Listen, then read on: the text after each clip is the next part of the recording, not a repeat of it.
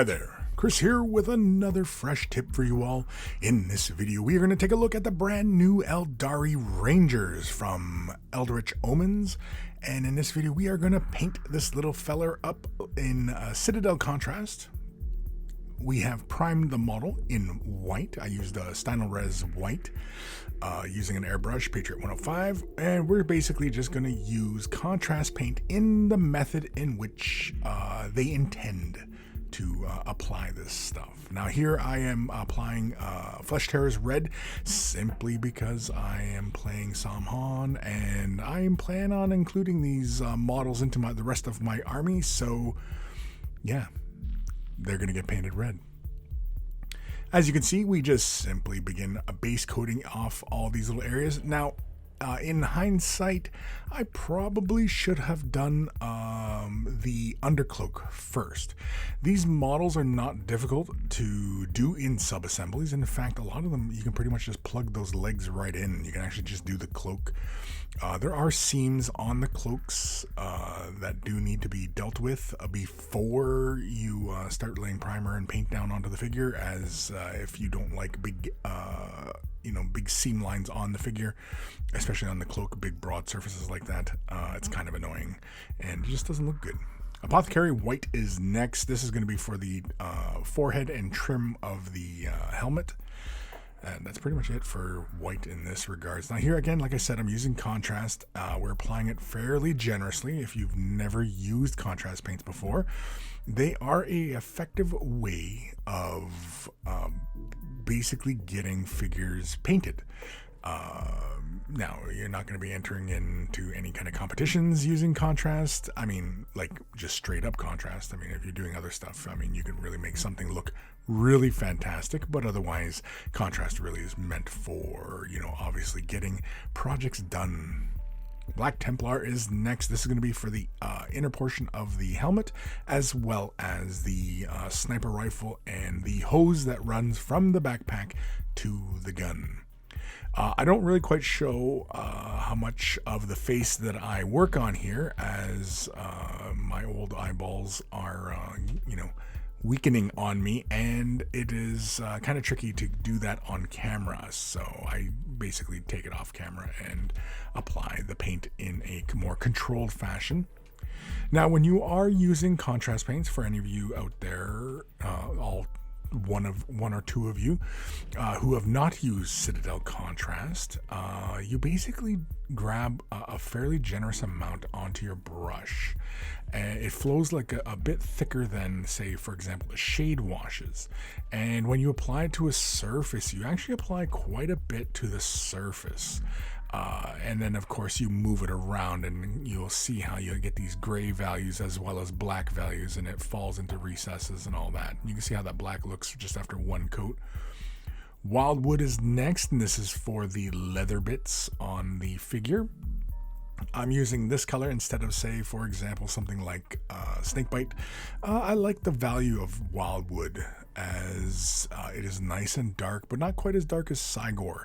For anybody who's ever played with Cygor, Cygor is practically black in regards to how dark it can get, but it's a fantastic color. All these brown colors in contrast are really fun.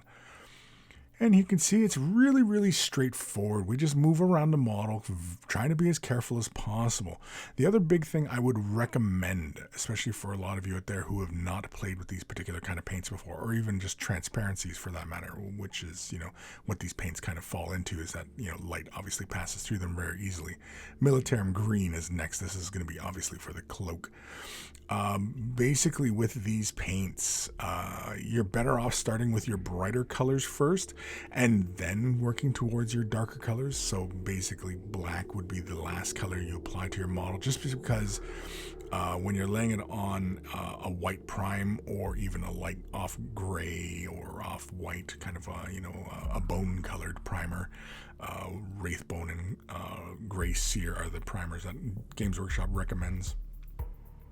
Here you can see I'm just simply laying this stuff down. Now, when you are playing with contrast, another thing I would caution you on is, if you are a chronic brush washer like myself, be sure to dry the brush thoroughly before applying the brush back into the bottle of paint or dropper or whatever, just because basically the added water will thin the paint out and it'll start to do funny things versus if you just basically use it as is. And you can see here I'm basically going to do a little bit of stippling on this surface. Now on the other side of the coat, I just applied it in a fairly typical manner where I just kind of just laid it on and tried to go for a smoother gradient of color on that surface. Here I'm going to do a little bit of stippling, and with this basically I'm going to go for just a quick little camo pattern. Here you can see I'm just going to just splotch the paint around, just in a stippling motion, just a straight stabbing kind of motion of the brush, not too hard because you don't want to damage the hairs of your brush, especially if you've got sable haired brushes. You don't really want to destroy the hairs, as this kind of activity can bend your hairs permanently, kind of thing. It's better saved for older brushes or even synthetics. Here you can see once it's dry how that, it kind of looks like a camo pattern, right? And all we did was just stipple the paint onto the surface and we already got a easy camo pattern on the cloak. Screaming Skull and a small dry brush. I'm going to use a Citadel dry brush here. This is a brand new one I've got. And I'm going to slap a little bit of this Screaming Skull down onto the palette. I'm going to grab a little bit of the paint into the bristles of the brush, really only like a millimeter into the bristles. You can see it's very, very little paint that is on the brush. Then I use an old t-shirt, wipe the excess away as much as possible until I can barely see the paint on the surface. And with a very light hand, we are going to begin dry brushing. And when we are dry brushing, we are moving the brush in the opposite direction to the lines on the surface. So if a line, like for example, those little separations on the gun barrel, see how they run kind of up and down? Well, our brush strokes are going to be left to right, and vice versa for any other details. Sometimes you can do semicircular, and a lot of these areas, like on the shoulder pads, I basically bring the brush stroke from the elbow to the shoulder in that kind of motion. Here you can see on the boot, I'm going to catch just the top of the leather and the tip of the toe, but then it's also an upward brushstroke motion to catch that shin and also catch a little bit of that knee. And you can see here, I'm basically using this on the entirety of the model, which you might confuse some people because, well, we got so many different colors going on, and here we are using one color to basically bring out the highlights. Now, if you've used contrast before and are fairly used to it, you basically can just, just let the contrast do its thing, and it'll give you the little edge highlights all over the place. But now we're going to jump back into the contrast. We're going to use Militarum Green, contrast medium. We're going to use, I think, about 2 drops here. I'm just going to slap a little bit onto my palette, add 2 drops of medium to thin it out. I recommend the medium as it keeps the viscosity of the paint flowing like contrast, but you can see how it's not quite as heavy looking. And this is going to be applied over the model. You can see we missed a little spot in the back of the hood there. That's okay though. And but we are going to apply it over a majority of the area, even the areas where we had dry brushed that Screaming Skull color, the off-white, that bone color. And really the point of this is just to resaturate and also build up that highlight. And because we have the color thinned out, wherever we are applying it, wherever we had dry brushed, that's going to shift towards green, but it's going to give us a nice lighter value. So basically it's going to give us our highlight color there. You can basically do this with contrast and just slowly build downwards. When you're using transparency colors, you can build your color downwards. So actually, if you start off with a white prime or off-white, like a light gray, which is like just off of white, or bone color, which is just, a warmer value of an off-white, and build your colors downwards, as opposed to like normally when we paint, we can start off with a darker color and build up. We can even work from a black prime. These kinds of paints do not work with, work very well with black or dark primers. Black Templar is next, thinned it out of course, 2 drops, and just a little bit of the paint, and we're going to apply this over the entirety of the weapon again. This is going to pull a lot of color. It's going to get very, very dark as we work our way around the figure. You can see like some of the areas and like the hose and the gun butt and all that, how light they are, and how, basically to the eye, it almost looks like a gray. And with this second layer, we are going to push it actually more towards really a black, but just giving us just a little bit of highlights on the edges. And that's what we're looking for. Wildwood is next. And yes, of course, contrast medium. We're going to slap a little bit onto the palette, add 2 drops of the medium. Give it a good little mix.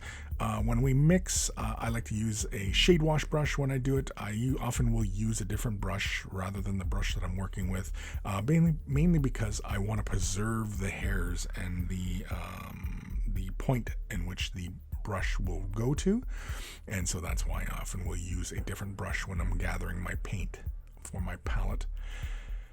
You can see here how the color gets nice, rich, and dark in the recesses. Before, you can see how it was like a light brown with, some midtones in there. And then once we've established those highlights, we can come back in, push that color even darker, get really, really contrasty with this leathery stuff. And it'll still leave those little high points for us. And, basically, it is, it's minimal effort with contrast paints. Flush Terror's Red is next. Contrast medium, you guessed it. And of course, we're going to slap just a little bit onto our palette. That's actually too much. And we're going to put 2 drops in. I always put the 2 drops, and it's a very little amount of contrast paint that I'm using because, again, I just want it thinned out. I don't want it too heavy. You can see how the color, you can really see how light plays through on the palette, how the color is like really quite translucent.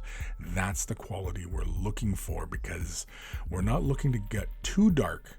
If we just use the paint straight out of the pot, the reds, the greens, everything like that would get really, really dark. And it also would lose a lot of the highlights and the shadow values in the midtones. And so it would lose a lot of those really great qualities, for looking like a painted miniature. I mean, it is a painted miniature, but yeah. And set it aside, allow it to dry, and here we are. We have an Aeldari Ranger, nice and fast. The total time it took to paint this guy was like not even a half hour, and that's with the dry times, although I had a hairdryer with me. But that is it. It's as easy as that. So, big thank you to all my patrons. Without your support, these videos would not be possible. If you're considering Patreon support, click the link in the description. It'll take you off to a magical website called Patreon, where there are various tiers of support, and a huge thank you to everybody who does. Take care of those brushes, and they will take care of you.